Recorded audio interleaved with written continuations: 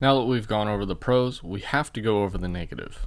The cons of the Asus Zenfone 9 are fairly short in my mind, but let's talk about them. Of course, go check out my review and the pros video so you can understand more about the phone, because even though these are cons, I still enjoy daily driving this phone. My name is Matt from Real World Review, and let's talk about the cons of the Asus Zenfone 9. Now the screen is a mixed bag. The size is relative to the person that's using it, but I feel like the screen is just too small. It could have been stretched to reach the edges, giving an extra 0.1 or 0.2 inches out of the screen. It's not the end of the world, but feels more like a price issue rather than a design issue. I wouldn't mind seeing this on the Zenfone 11. Lacking an in-screen fingerprint scanner is also subjective, but for me, I saw that as a pro. The hole punch for the camera isn't the end of the world, but just like the S20 FE, it has this stupid ring around it, as if you didn't know where the camera was. While brightness isn't the worst, I did find times where I wish that the screen was a little bit brighter, simply because of the screen size. A brighter screen would have helped, and it could actually do that because we do get a brightness boost in direct sunlight. And that's it. I really can't find any other issues. The refresh rate and image are amazing thanks to that variable 120Hz refresh rate. Again, this is another one where I could see why people don't like it. I'm not a fan of the extra text. It's like telling you about a feature every time you use the phone. If companies could add paint that fades away, that would actually be a cool feature to show you what it is, and then when you get used to it, it just kind of goes away.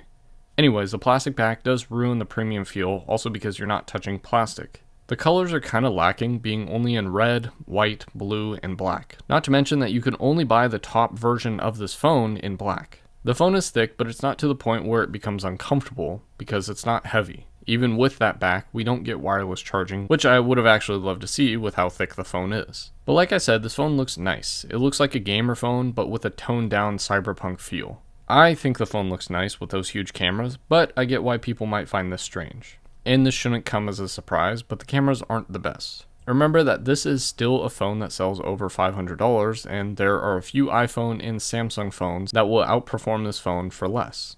That said, the cameras are pretty solid, but the image quality isn't. The issue is that it works for normal shots, but falls apart when you need to zoom, use macro shots, and of course, low light. It is what it is, and the software updates will help over time, but it's not going to make the camera perfect. It is good with its capabilities, but even the gimbal mode is lacking. It's limited to 1080p, which is pointless because you're going to be wanting to shoot 4K if you're using that gimbal mode. HDR is limited to 30 frames per second at 4K, but that seems to be a common thing on most Android phones. The ultrawide isn't a fan of direct sunlight, not really sure why, but I see more glare in images when shot with that sensor. Also, the quality doesn't look exactly the same as a standard sensor. Having the 2x button not crop into that 50 megapixel sensor seems like a missed opportunity to have a telephoto and a macro in two cameras. The front camera is good, but I never really cared to use it. It's not iPhone level, so there's that. Realistically, I am nitpicking here, but this section does highlight the bulk of the cons of this phone. Yes, the biggest con of them all, software updates. While typing this, I have Android 13. The Zenfone is almost exactly 1 year into its 2 years of software support, meaning that we should get Android 14 and 1 more year of security updates, ending in July of 2024. Major con. This being said, the Zenfone 8 is passing the 2-year mark and has that exact software promise, meaning that this is true. However, there are two things. One, exceeding a promise is possible, and 100% of people enjoy that. Number two is that the Zenfone 7, which launched September of 2020, almost 3 years ago, has received the same May security patch as the Zenfone 8, meaning that Asus does not even know how long they will support the Zenfone 9. Also, this phone is the one that received the June 2023 security patch before the Google Pixel 7 Pro. So think what you want, but I'm a firm believer that software updates should not dictate what phone you own. I still see people using the Samsung S7 and iPhone 6s all the time. I don't even know why. And other than these little extras, I think that's about it.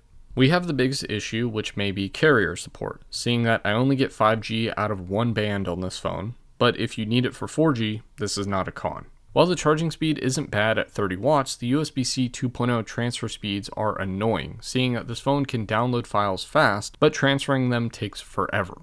The dual speakers are nice, but I find myself having to turn them up all the way to get 75% of what a pro iPhone speaker gives. I'm struggling to find more cons for this phone, so I guess that's it. Like I said, check out the other videos about this almost perfect Zenfone 9, and as always, thanks for watching.